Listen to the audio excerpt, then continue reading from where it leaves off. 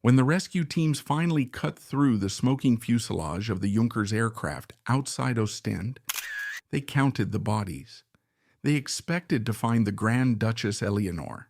They expected the Grand Duke and his pregnant wife. They expected the two young princes. But amidst the wreckage, the firefighters stumbled upon a horror that wasn't on the passenger manifest. Lying in the debris was the body of a newborn baby.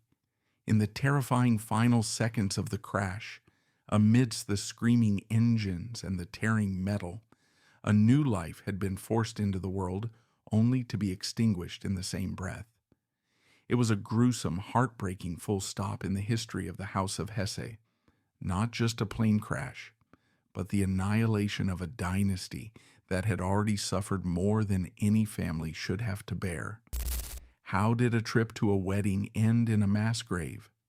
And how did the woman who spent 30 years healing her cursed family end up dying with them in the fog?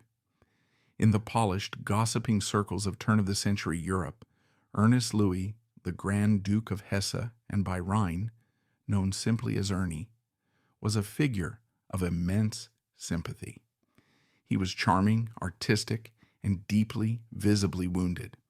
He walked through the gilded ballrooms of Berlin, London, and St. Petersburg, carrying an invisible burden that everyone knew about, but few dared to mention. Ernie was a survivor of the kiss of death. In 1878, when Ernie was just a small boy, the strangling angel, diphtheria, had descended upon the new palace in Darmstadt. It was a biblical plague contained within a single nursery. It had swept through the family, sparing almost no one. Ernie had watched his sisters fall ill. He had fallen ill himself, gasping for air as the gray membrane of the disease closed his throat. But the true horror was not the physical pain. It was the emotional annihilation that followed. He had lost his little sister, Princess May, the sunshine of the family, to the disease. And then, in a moment of maternal sacrifice that became a Victorian legend, his mother, Princess Alice, had kissed him to comfort him in his grief. That kiss had transferred the fatal bacteria. Within weeks, Ernie's mother was dead too.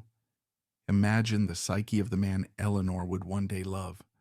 He grew up marked by the idea that loving someone could be dangerous, and many biographers suggest that deep down, he may have felt that his love brought harm to the people closest to him.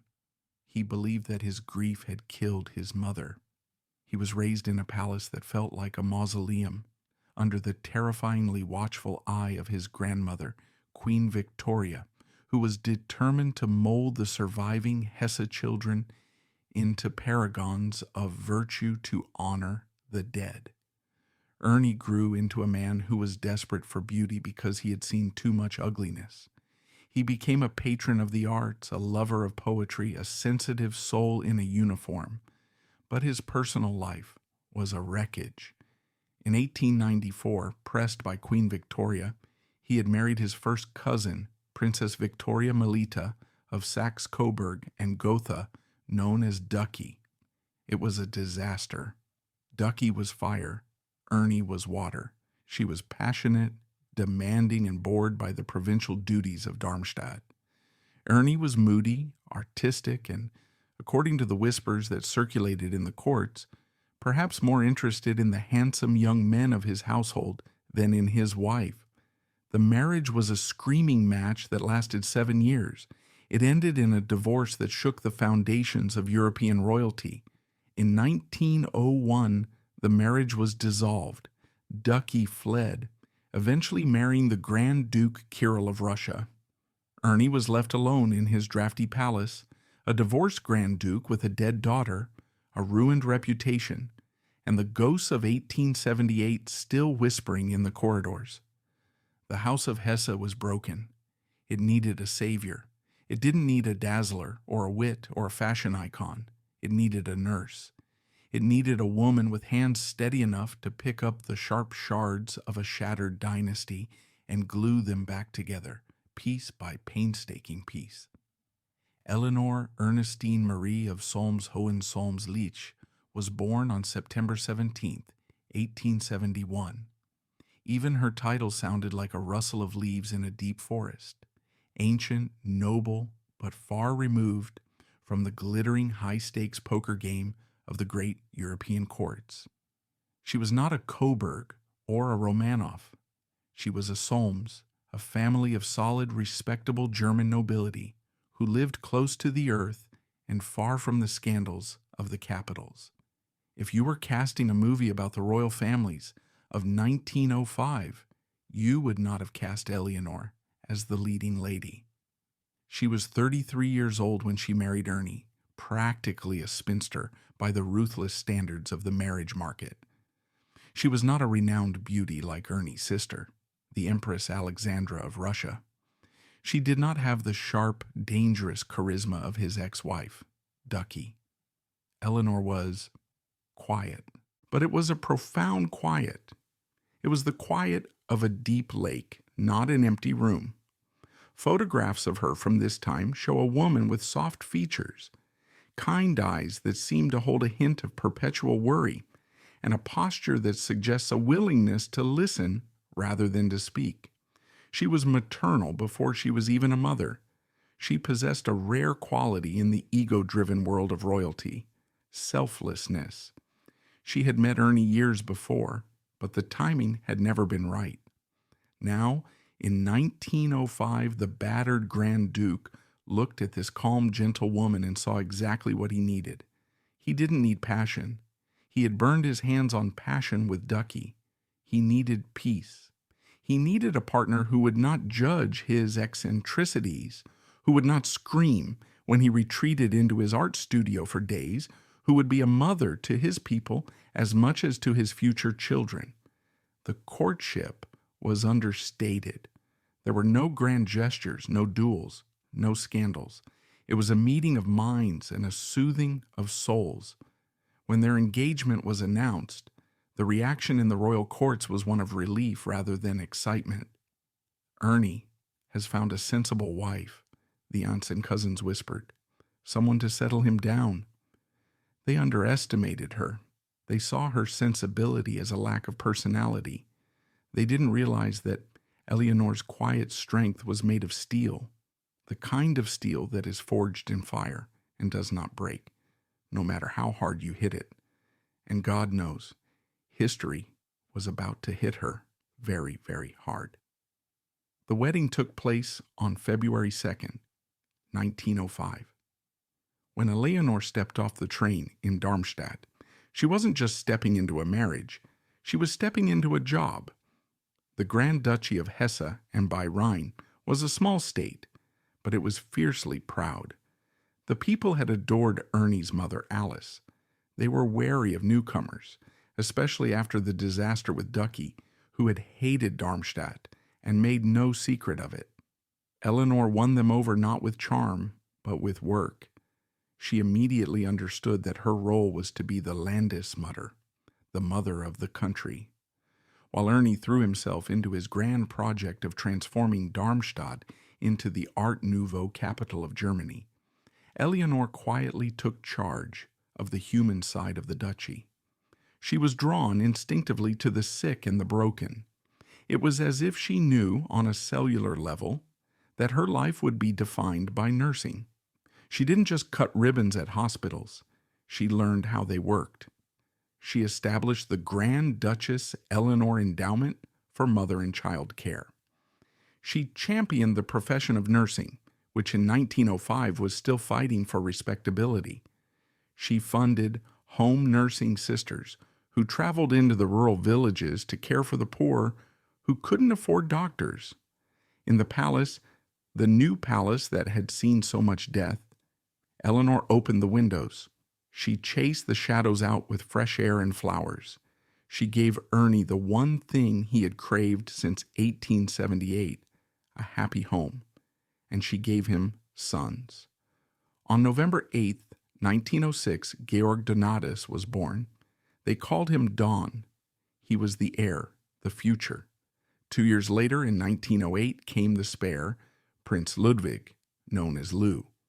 For a decade, from 1905 to 1914, the House of Hesse enjoyed a second spring. It is the most heartbreaking part of the story to look back on because it was so undeniably happy. We have home movies and photographs from this era that look like they belong to a different species of human than the tragic figures of the history books. We see Ernie and Eleonore playing in the garden with the boys. We see them on holidays in Wolfsgarten, the family's hunting lodge surrounded by cousins. We see the Tsar of Russia, Ernie's brother-in-law Nicky, visiting with his family. We see the Grand Duchess Anastasia and the Tsarevich Alexei playing with Dawn and Lou. There is a specific photograph from 1910 that captures this lost world perfectly. It is a family gathering at Friedberg Castle. Ernie is laughing, wearing a relaxed summer suit. Eleanor is sitting beside him, holding a parasol, looking at her children with an expression of utter contentment. The boys are tumbling on the grass. In the background, you can see the Tsar's daughters, the Grand Duchesses in their white lace dresses. It looks permanent. It looks like a world that is built on granite foundations of tradition, wealth, and divine right. You look at that photo and you think, nothing can touch them. They are the masters of the earth. They are related to every king and emperor in Europe. They have love. They have money. They have art. But Eleonore, with her watchful eyes, perhaps sensed the fragility of it all. She seemed to understand how fragile her husband's happiness was and how easily it could be shaken. She knew that the glittering connection to Russia was a double-edged sword. Her sister-in-law, Alex, was becoming deeply unpopular in St. Petersburg, obsessed with the mad monk Rasputin. She knew that the saber-rattling of her cousin, Kaiser Wilhelm II in Berlin, was creating a tension that vibrated through the floorboards of Europe. She focused on her garden. She focused on her boys. She taught Dawn and Lou to be kind, to be dutiful, to be humble. She raised them not as demigods, but as young men who had a responsibility to the people who bowed to them. Donatus, the heir, grew into a serious, handsome young man, very much like his mother. Ludwig, the younger one, had his father's artistic spark, a lover of music and poetry. They were a tight unit, the four of them. The four musketeers of Hesse, Ernie called them. But the golden age was running on borrowed time. The calendar was turning towards the abyss. The summer of 1914 was famously beautiful. The harvest was rich, the sun was hot, and the air was filled with the scent of linden blossoms. Eleanor and Ernie were looking forward to a quiet autumn. The boys were growing up. The hospitals were running smoothly. The art colony was thriving. Then in Sarajevo, a consumptive student named Gavrilo Princip fired 2 shots that ended the 19th century. When the news of the Archduke Franz Ferdinand's assassination reached Darmstadt, Ernie was horrified. He knew war. He was a German prince, trained in the Prussian military tradition, but his soul was pacifist. He loved England. His grandmother was Queen Victoria. His sister lived in Russia. He knew that a war would be a civil war of the royal families. For Eleanor, the outbreak of World War I in August 1914 was a nightmare that ripped her heart in two. On one side was her husband, her son's future, her country, Germany, the fatherland. She was the Grand Duchess of Hesse. Her loyalty had to be absolute. On the other side were the people she loved. Her sister-in-law, Alex, was now the empress of the enemy, Russia.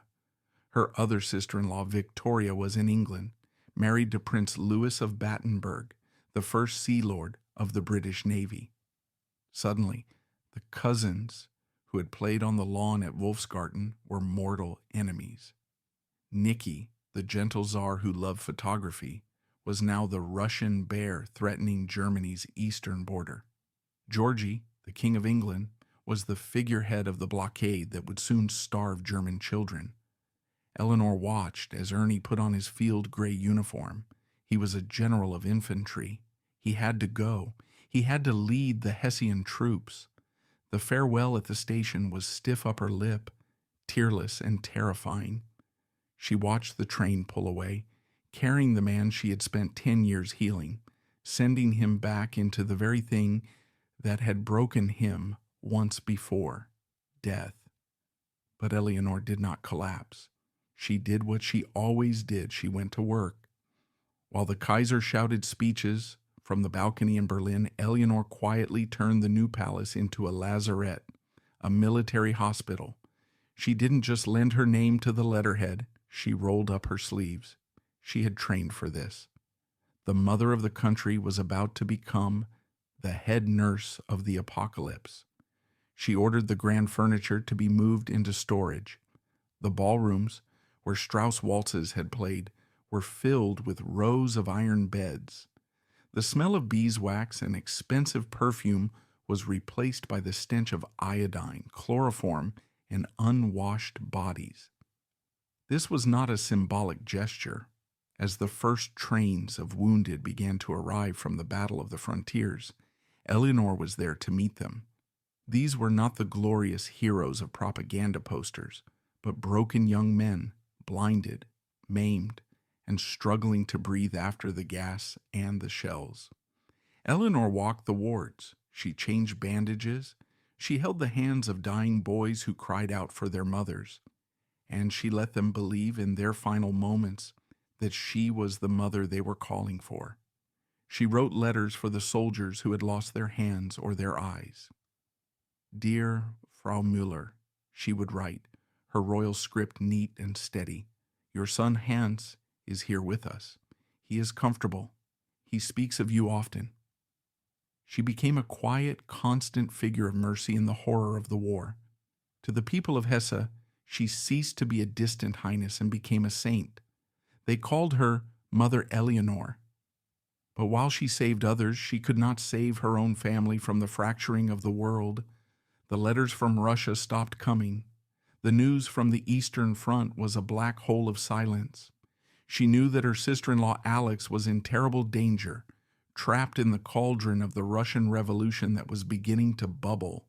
She knew that Ernie at the front was seeing things that would haunt him forever, and she had to explain it to her sons.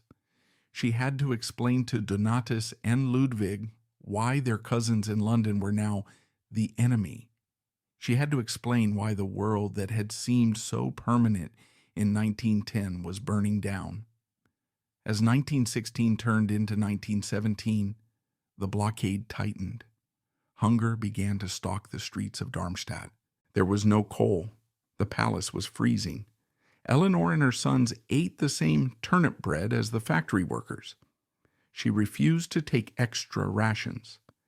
If my people are hungry, she said, I am hungry. But the worst was yet to come. The war was lost. The empire was crumbling.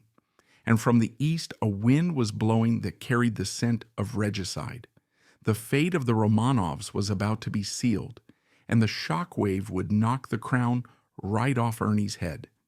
But as the winter of 1917 bled into the spring of 1918, the danger shifted from the trenches of the front line to the cobblestones of the capital. Eleonore had spent 4 years fighting an enemy she could see, shrapnel, gas, and infection. But she was unprepared for the invisible enemy that was rising from the hunger and despair of a defeated nation.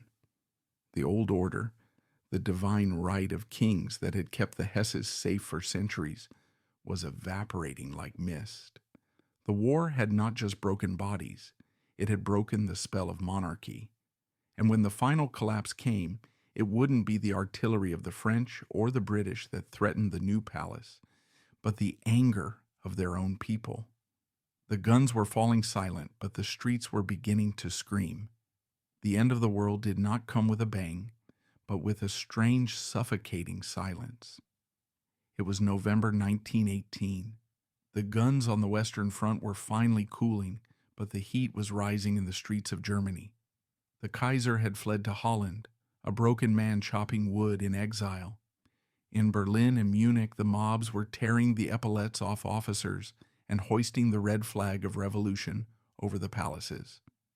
The German Empire, the ironclad titan of the 19th century, had dissolved into a chaotic soup of mutinous sailors and starving workers.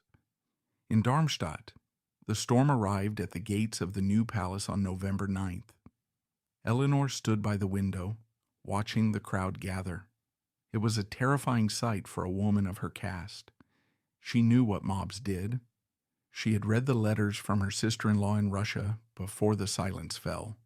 She knew about the looting, the burning, the summary executions in the cellars. She looked at her husband, Ernie, and her two sons, Donatus and Ludwig. She must have wondered if this was it, if the Hesse curse was finally coming to claim the rest of them. But the mob in Darmstadt was different. They were angry, yes. They were hungry, certainly. They wanted the Republic, absolutely. But they did not want blood. Specifically, they did not want her blood. When the Revolutionary Council banged on the palace doors, they didn't drag the family out to a firing squad. They presented a list of demands. They demanded the abdication of the Grand Duke. They demanded the end of the monarchy. Ernie, proud and stubborn to the last, refused to sign the formal abdication document. "I will not sign away what God gave me," he reportedly said. But he was a realist. He saw the soldiers with the red armbands in his courtyard. He knew the game was up. He made a deal. He would step down. He would release his officers from their oaths of loyalty. He would become a private citizen.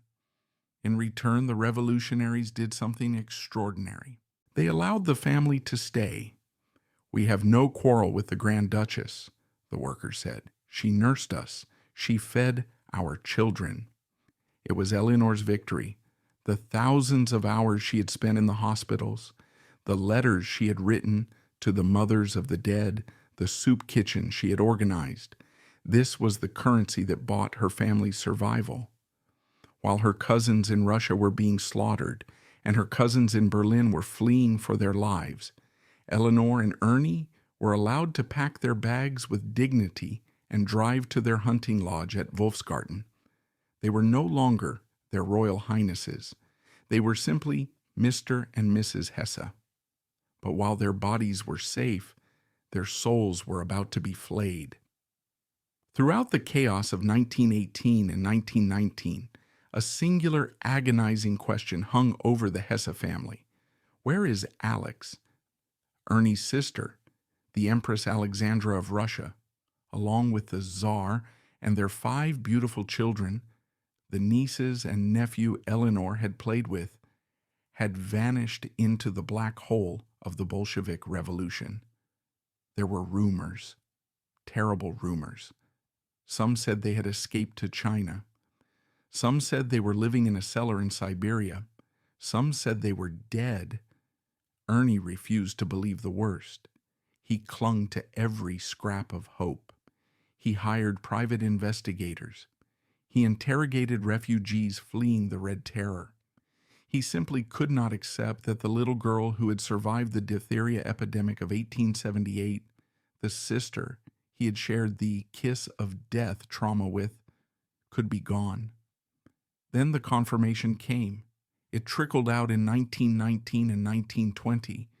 The investigator Sokolov released his findings. The cellar in Ekaterinburg, the midnight execution, the acid, the mine shaft. The truth broke Ernie. He had spent his life trying to escape the shadow of death, trying to build a world of beauty and art to counter the ugliness of his childhood. And now, the ugliest thing imaginable had happened to the people he loved most. His sister, his brother-in-law, and those 5 innocent children had been butchered like cattle. Eleanor had to catch him as he fell. This was the darkest period of their marriage. Ernie sank into a profound depression. He would sit for hours staring at the photographs of the Romanovs, the ghosts of the second spring. He felt a survivor's guilt that was crushing. Why had the Darmstadt mob spared him?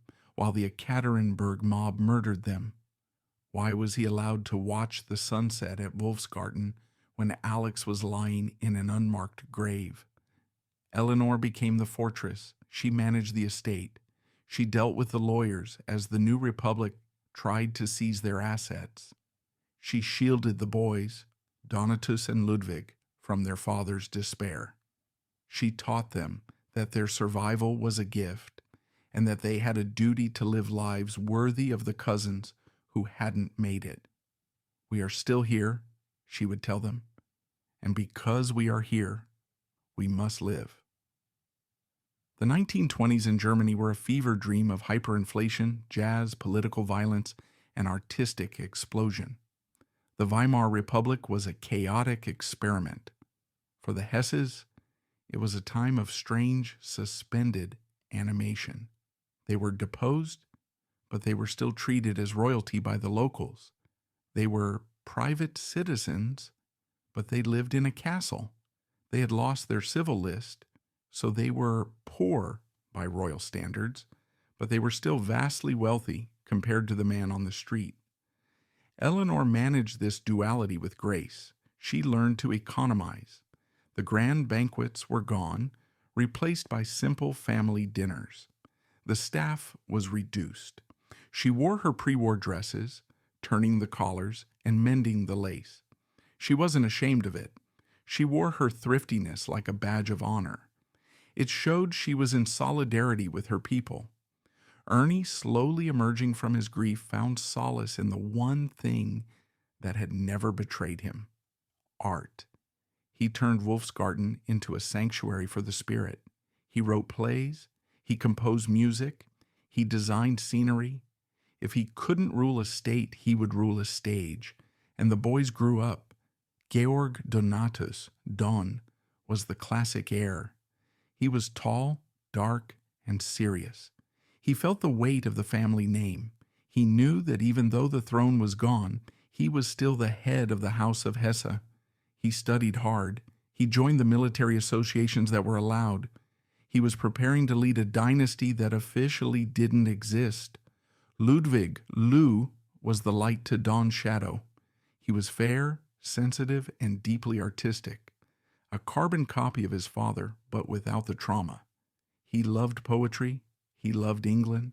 He was a gentle soul who seemed to belong to a kinder century. Eleanor watched them with a fierce, protective love. They were the only things she had left that were unscarred.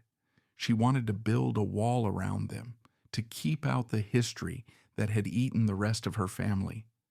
But she knew she couldn't. They were Hesses. History would always find them. In 1930, a ray of genuine, dazzling sunlight broke through the clouds. Donatus fell in love.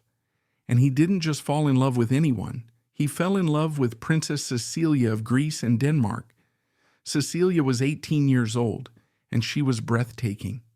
Tall, slender, with high cheekbones and a modern, stylish bob, she looked like a movie star.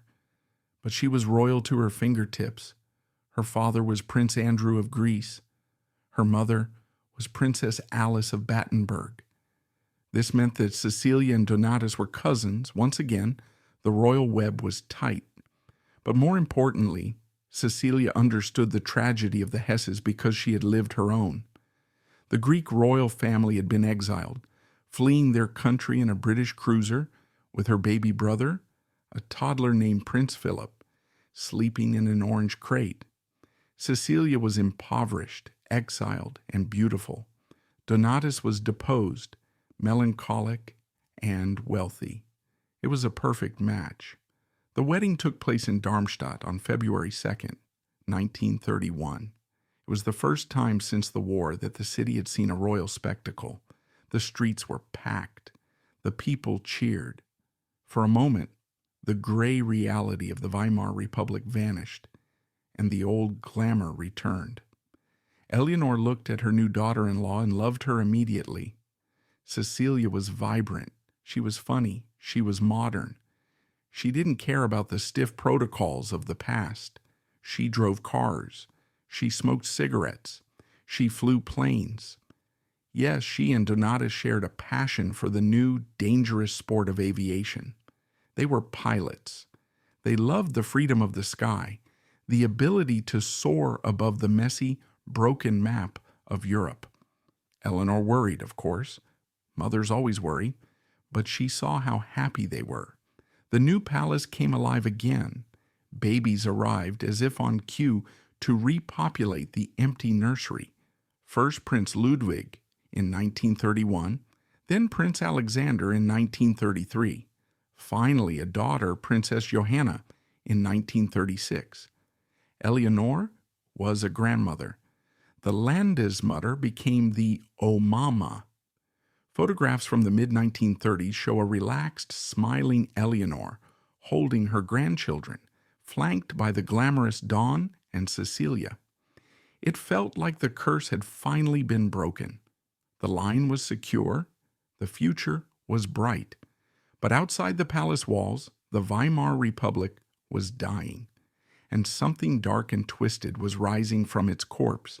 January 1933, Adolf Hitler became Chancellor of Germany. The rise of the Nazis presented a terrible dilemma for the German royal families. Some, like the Hohenzollerns, flirted with the Nazis, hoping Hitler would restore the monarchy. Others, like the Bavarians, opposed them and went to concentration camps. The Hesses were caught in the middle. Ernie despised the Nazis. He was a cosmopolitan man, half English, a lover of peace. He found their thuggery, their racism, and their vulgarity repulsive. But he was also terrified. He had seen what revolutions did to royals. He knew that resistance could mean death. So they walked a tightrope. They stayed quiet. They tried to remain invisible, but the pressure was immense. Donatus, young and worried about the future of his estates and his family, made a choice that many German aristocrats made. Like many German aristocrats trying to protect their estates, Donatus joined the Nazi Party in 1937, more out of pressure and calculation than conviction. It is a stain on the story, a detail that makes us uncomfortable. Was he a true believer? Probably not. Was he an opportunist trying to protect his inheritance? Almost certainly. It was a survival strategy. Join them so they don't crush us. Eleonore watched this with a heavy heart. She saw the swastika flags replacing the Hessian lion in the streets. She saw the Jewish doctors she had worked with in the hospitals disappearing. She saw the darkness gathering again, the same darkness she had felt in 1914, but colder, more mechanical. And then the anchor broke.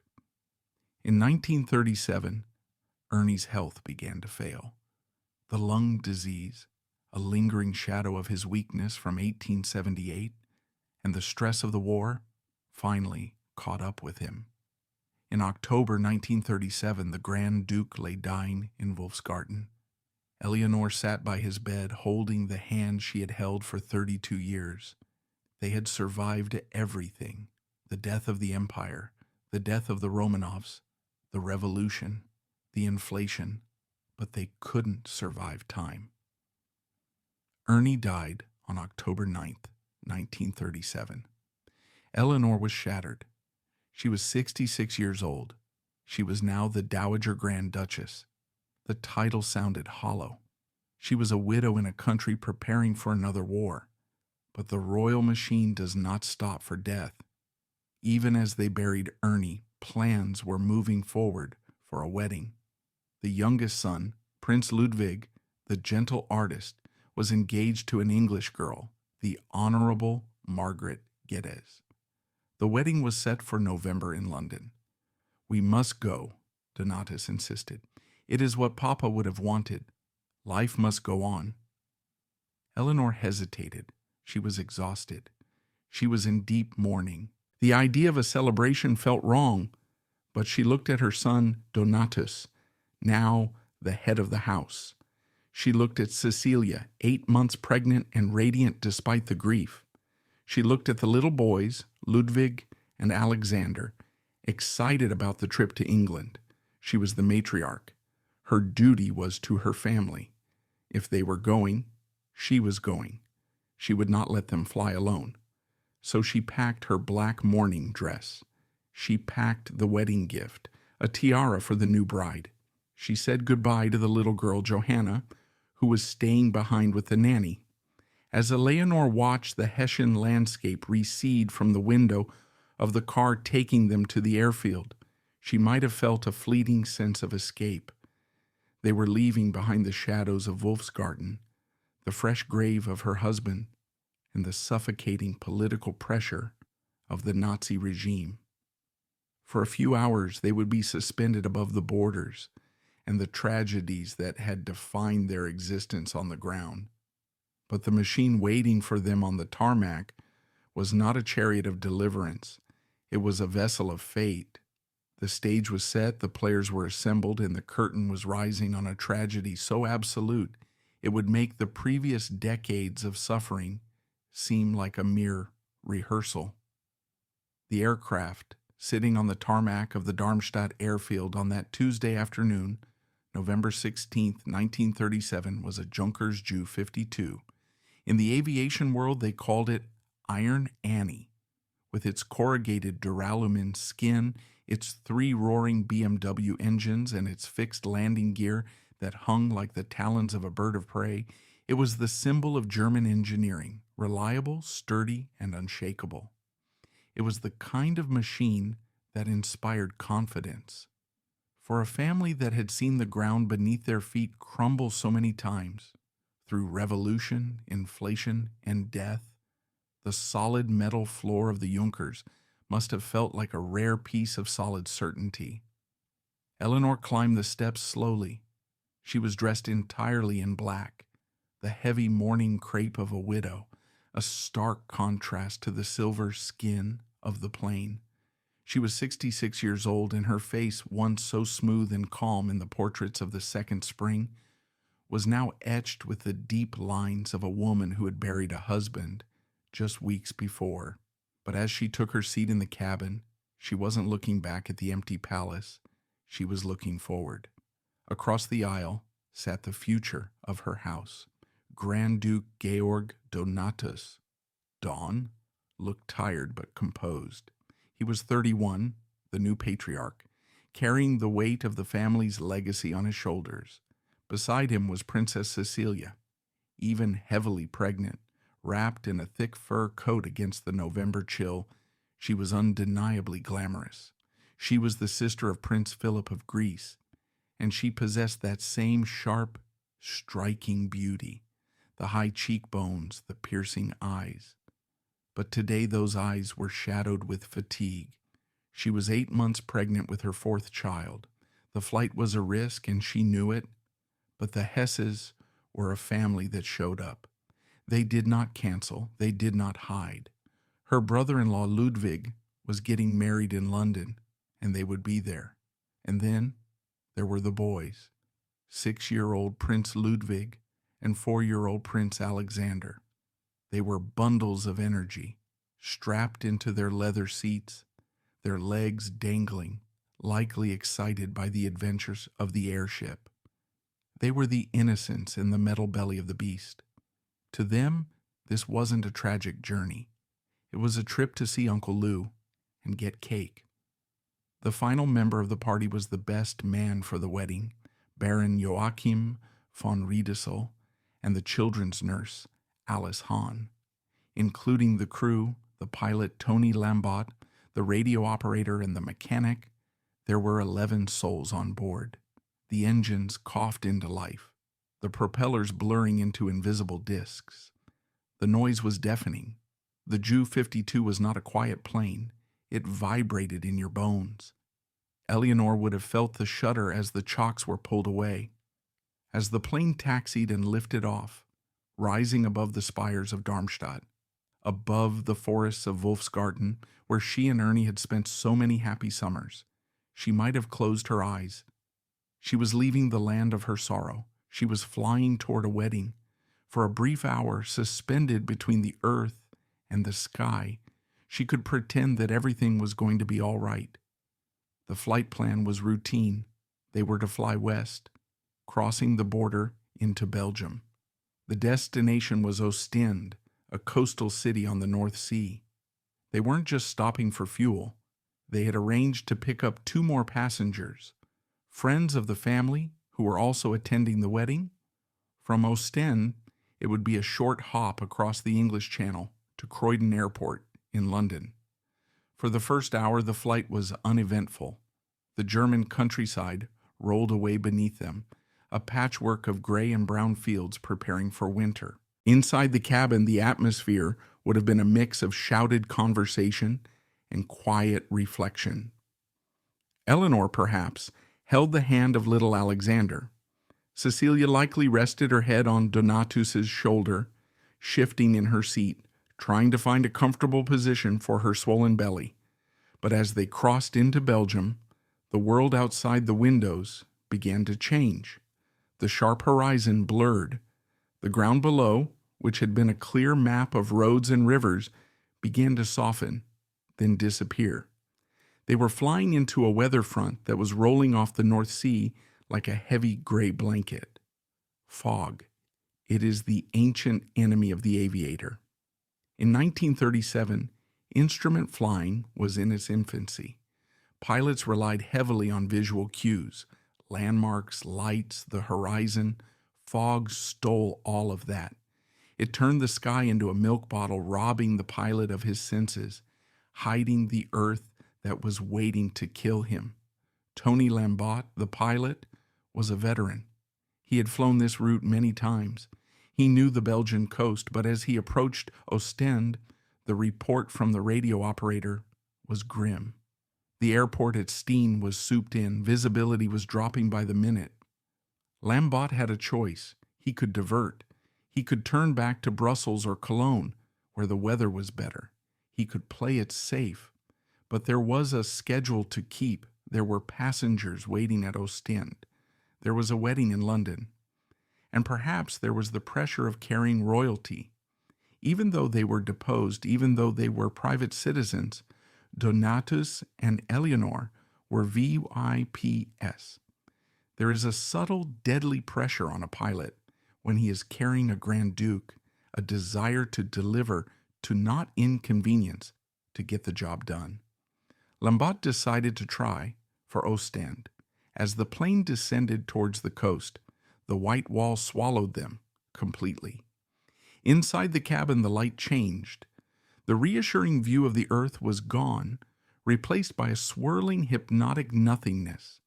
The engine noise seemed to change pitch, becoming more oppressive in the void. Eleanor, looking out the window, would have seen nothing but the rivets on the wing shaking against the gray. She was a woman of immense intuition. She would have felt the change in the plane's movement, the slight banking, the searching, the hesitancy. She would have seen the tension in Donatus's back as he leaned toward the cockpit door. And then, inside that claustrophobic metal tube, a second crisis erupted. It is one of the most horrifying coincidences in history. At the exact moment the plane was blinded by the fog, Princess Cecilia went into labor. Perhaps it was the drop in air pressure. Perhaps it was the stress of the turbulence. Perhaps it was simply time. But amidst the roar of the engines and the terror of the fog, the contractions began. Imagine the scene. A narrow aircraft cabin, a pregnant woman in agony, 2 small, terrified children watching their mother scream, a husband frantic with helplessness, and a grandmother, Eleanore, trying to take charge in a situation where she had no control. However the news reached the cockpit, the crew now had 2 problems instead of 1, almost zero visibility and a woman close to giving birth. Getting the aircraft on the ground as soon as possible would have felt urgent in every sense. At Ostend, airfield staff later testified that they could hear the aircraft circling in the fog but could not see it. Flares were fired into the sky in an attempt to give the pilot some kind of visual reference and guide him in.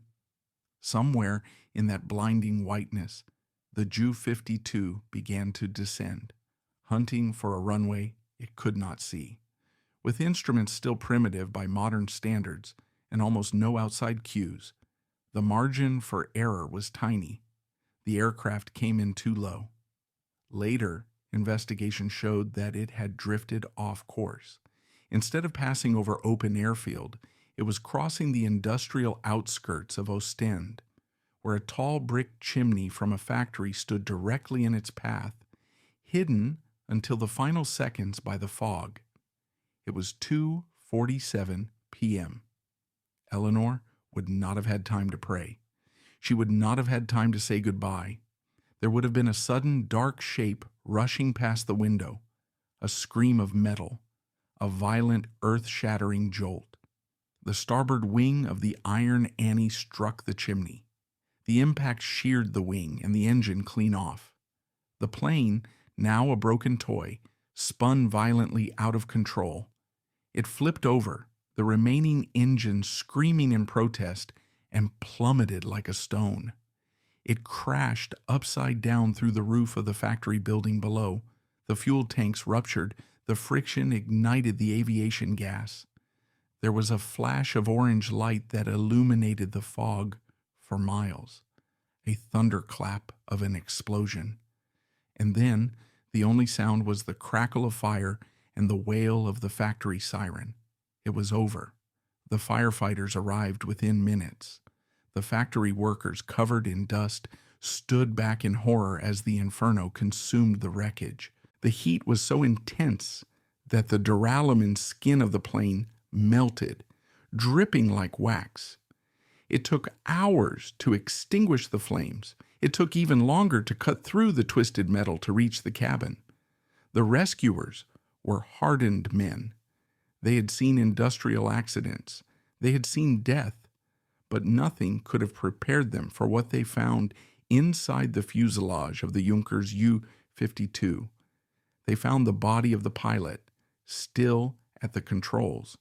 They found the body of the Grand Duke Donatus, thrown forward in his seat. They found the Grand Duchess Eleonore, the woman who had nursed a generation of dying soldiers, now beyond any help. They found the two little boys, Ludwig and Alexander, huddled together in death as they had been in life. And they found Cecilia. Her body was badly burned, but it was intact enough to reveal the final crushing secret of the crash. Lying beside her, or perhaps emerging from her in the violence of the impact, was the tiny, perfectly formed body of a newborn baby boy. The coroner would later struggle to explain it. Had the birth happened in the air during those frantic final minutes of circling? Or had the trauma of the crash forced the child from her womb? It didn't matter.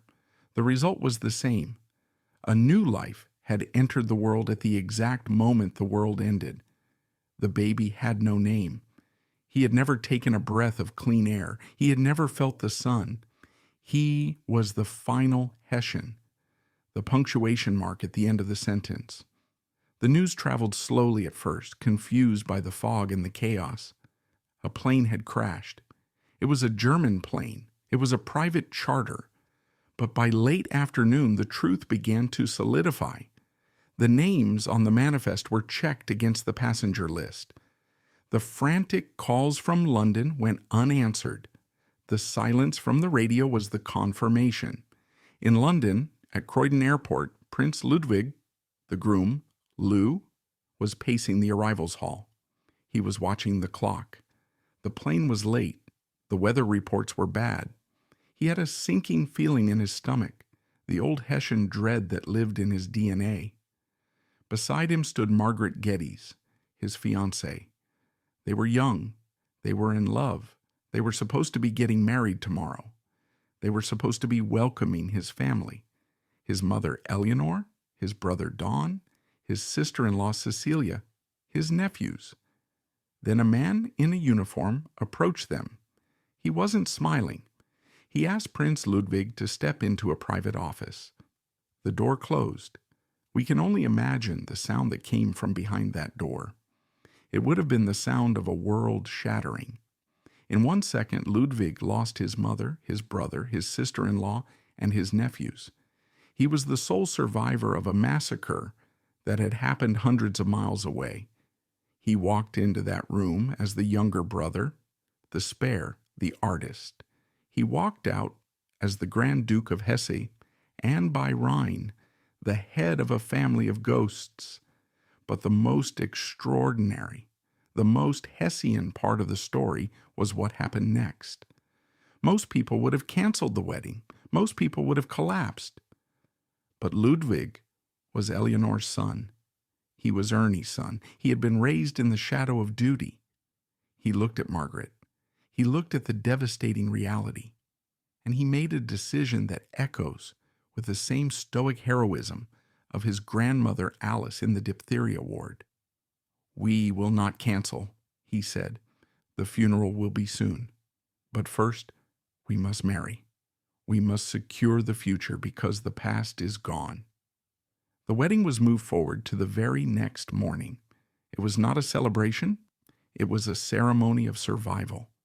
On November 17th, 1937, less than 24 hours after the crash, Ludwig and Margaret stood at the altar of St. Peter's Church in Eaton Square, London. The church was silent. There were no flowers.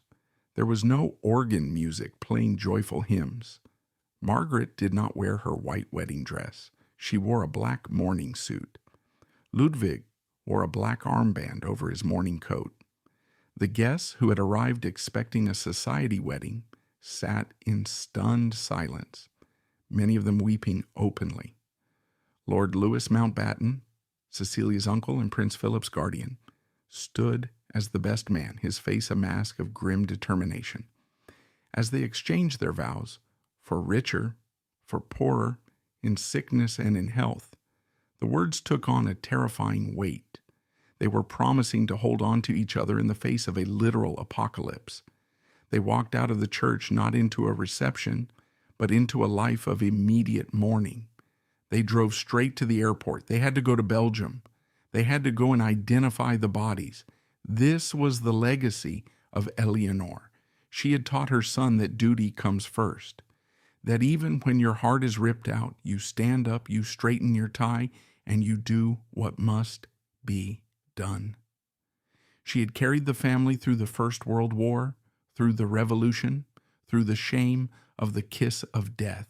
Now, her son would carry her body home. The crash at Ostend was not just an accident. It became a brutal dividing line in history. It was the moment the 19th century finally, brutally died. The old world of royal aunts and cousins, of flying to weddings in private planes, of unbroken lineages, was smashed against a factory chimney. But the story wasn't quite over.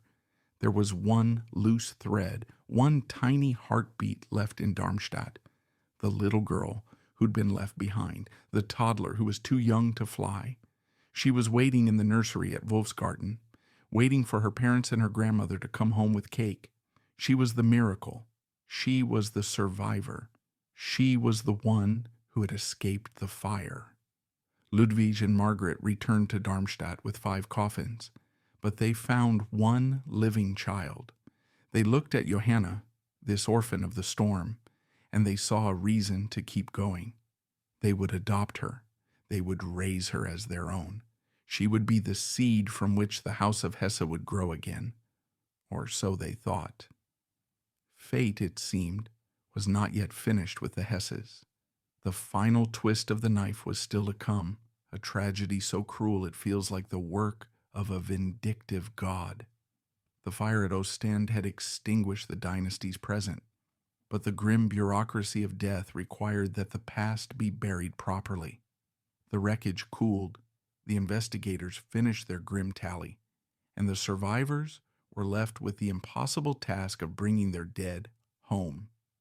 It was a journey that reversed the hopeful flight of the previous day, trading the speed of the air for the slow, rhythmic clattering of a train track that seemed to beat out a funeral march for an entire era. The Iron Annie had failed them, and now the iron rails would carry the last of the Hesses back to the earth that had been waiting for them. The train that carried the bodies back to Darmstadt was a Totenzug, a death train. It moved slowly through the German night, a black iron snake winding its way through the fog that still clung to the Rhine Valley. Inside one of the carriages sat Prince Ludwig and his new bride, Margaret. They were officially on their honeymoon. In reality, they were guarding the corpses of their entire family. When they arrived in Darmstadt, the city was in a state of shock. The Hesses were no longer the rulers, but they were still the soul of the region. The people remembered Eleonore. They remembered her in the hospitals. They remembered her walking through the streets during the hunger winters of the war. They didn't see a grand duchess returning in a box. They saw a mother who had been taken from them. The funeral took place just days later. It was a scene of Gothic tragedy. The streets were lined with thousands of silent mourners. The symbols of the new regime were everywhere, an unsettling contrast to the old dynasty being laid to rest. 5 coffins were carried into the Rosenhohe Park, the family's private cemetery. There was the coffin of Eleonore, the matriarch. There was the coffin of Donatus, the heir. There was the coffin of Cecilia, the mother. There were the 2 small white coffins of Ludwig and Alexander. And placed gently inside Cecilia's coffin, unseen by the crowds, was the tiny body of the unnamed newborn. Standing at the graveside was a tableau of European royalty, broken and weeping. Lord Louis Mountbatten was there, looking grim. And standing next to him was a tall, awkward 16-year-old boy with blonde hair and a face like thunder. It was Prince Philip of Greece. He was Cecilia's younger brother. He had been close to her. He had spent his holidays at Wolfsgarten running wild with Donatus and Ludwig. Now he was walking behind her coffin. This is a pivotal moment in history that is often overlooked. We know Prince Philip as the stoic, gaffe-prone, iron-willed consort of Queen Elizabeth II. But to understand the steel in Philip's spine, you have to look at this day in Darmstadt in 1937. He was a boy who had lost his mother to an asylum, his father to exile, and now his favorite sister to a plane crash. He watched as the earth covered the only stable family he had ever known. Moments like this go a long way to explaining the hard shell and dark humor that would later define Prince Philip's public persona. As the prayers were read and the dirt hit the wood, Prince Ludwig stood holding the hand of his wife, Margaret. He looked at the fresh graves. He looked at the grave of his father, Ernie, which was barely a month old. In the span of 6 weeks, he had buried everyone, but he had a mission. Back at the palace, in the nursery that suddenly felt too big and too quiet, was Johanna. Princess Johanna of Hesse was 1 year old when the plane went down. She was too young to understand death. She only knew that the tall man who threw her in the air, and the beautiful woman who smelled of perfume, and the warm grandmother were gone. She was an orphan in the purest, most devastating sense of the word. Ludwig and Margaret adopted her immediately. It wasn't a legal formality, it was an act of desperate love. They had no children of their own yet. Johanna became the center of their universe. She was the living proof that the crash hadn't taken everything. She was the spark in the ashes. They took her to Wolfsgarten. They tried to recreate the happy childhood Ludwig had known. They filled the house with toys. Margaret, the English woman who had been thrust into this German tragedy, became a devoted mother. Ludwig, the artist, poured all his unspent affection into his niece. For 1.5 years, it seemed like it was working. 1938 passed. Johanna grew. She learned to walk. She learned to talk. She had the dark eyes of her father, Donatus. She was a happy child, oblivious to the fact that she was the last leaf on a dead tree. Ludwig and Margaret began to breathe again. They thought the worst was over. They thought the Hesse curse had finally been satisfied with its harvest of 5 bodies. They thought they could rebuild the dynasty around this little girl. But the gods of tragedy were not done. They were saving the cruelest blow for last. It was June 1939. The summer was heavy and hot. Europe was holding its breath, waiting for Hitler to invade Poland. The tension was palpable. In the nursery at Wolfsgarten, Johanna woke up crying. It started as a fever. Just a childhood illness, Ludwig thought. Children get fevers. But it didn't break. The doctors were called. The diagnosis was swift and terrifying. Meningitis. In the days before antibiotics were widely available, meningitis was a killer. It was an inflammation of the brain and spinal cord. It was painful, fast, and lethal. Ludwig and Margaret watched in horror as history repeated itself, just like Alice in 1878 watching May die of diphtheria, just like Eleonore watching Ernie die. Now Ludwig was watching Johanna fade. They fought for her. They brought in the best specialists. They prayed. But the infection was relentless. On June 14, 1939, Princess Johanna of Hesse died. She was 2 years old. She had survived the plane crash simply by not being on it. She had survived the loss of her parents, but she could not survive the bacteria. She died less than 2 years after her family. Ludwig had to arrange another funeral. He had to open the crypt at Rosenhöhe again. He placed the small coffin of Johanna next to the coffins of her parents and her brothers. The family was reunited. The miracle survivor was gone. The line of Donatus and Cecilia was now completely, irrevocably extinct. The desolation he faced at that grave is hard to put into words. He and Margaret were now truly alone. The nursery was empty again. The silence in the palace was absolute. 3 months later, in September 1939, World War II began. Ludwig and Margaret were trapped in Germany. Margaret was English, technically an enemy alien. But the Nazis, perhaps out of a strange respect for the tragedy, or perhaps because they had bigger fish to fry, left them alone. They spent the war at Wolfsgarten, living in a kind of internal exile. They quietly helped friends and acquaintances where they could, while trying to keep Wolfsgarten out of the Nazis' direct line of fire. They survived the bombing raids that flattened Darmstadt. When the Americans arrived in 1945, they found Wolfsgarten standing like an island of the past in a sea of rubble. Ludwig and Margaret emerged from the ruins, gray-haired and weary, the custodians of a graveyard. They never had children of their own. Perhaps it was biology. Perhaps it was stress. Or perhaps on a subconscious level they were afraid. Afraid to bring another life into a bloodline that seemed so determined to destroy itself. They dedicated the rest of their lives to memory. Ludwig became a patron of the arts, reviving the cultural heritage of Darmstadt. Margaret became a beloved philanthropist, a worthy successor to Eleonore.